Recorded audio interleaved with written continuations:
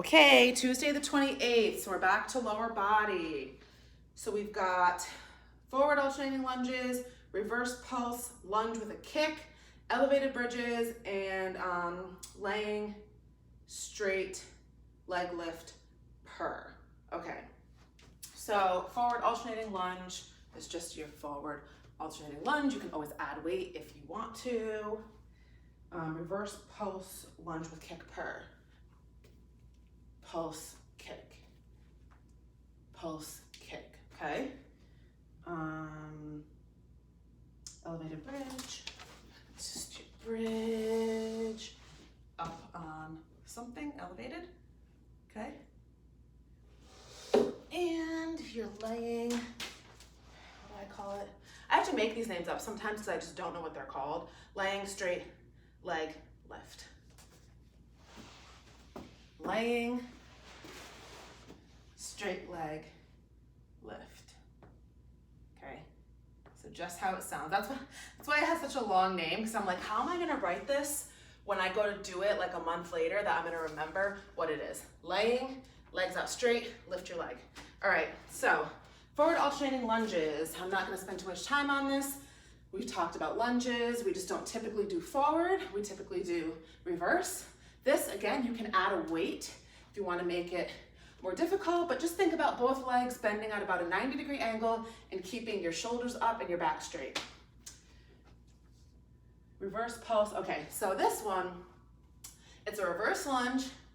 There's a pulse in the lunge, and then there's almost like an added straight leg donkey kick, okay? So you're gonna lunge back, bounce for your pulse, and when you stand up, you're gonna kick your leg, almost like a little donkey kick, okay? And then you can like step together, or you can keep a split type of stance. So lunge, pulse, kick, lunge, pulse, kick, lunge, pulse, kick, or you can go right down, and then you're almost doing like two pulses if you do it that way. So the first way, you do a lunge, a pulse, and then a kick. If you keep your leg out in that split stance, you're gonna go, you're gonna go down, pulse, up, bounce, bounce, kick, bounce, bounce, kick. So it depends on which way you wanna do it, and then you're gonna do both sides. This one is easy to hold on to something if you need to, because you are kind of doing a lot with like, you know, the weight on that one leg for a little bit. Elevated bridges. So we've gone over bridges before.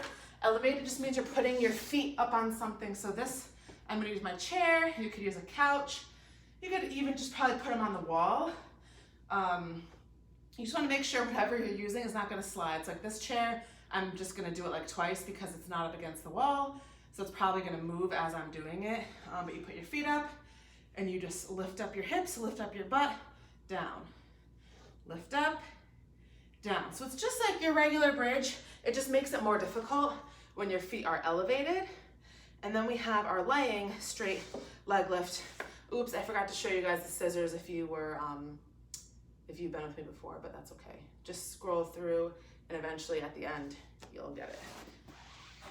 So you're gonna lay down. You can lay like a beauty queen. You can lay however you want. I'm gonna go this way so you can see my legs. All I'm doing is stacking my legs. They're both straight.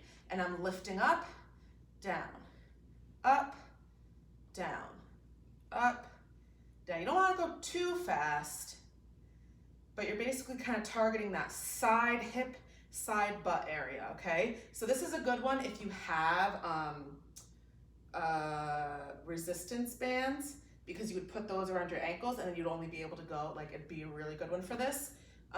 Or you might be able to, like if you wanted to make it harder, put a weight like mid-thigh. So not way up on your hip, kind of like mid-thigh, and just kind of lightly hold it there.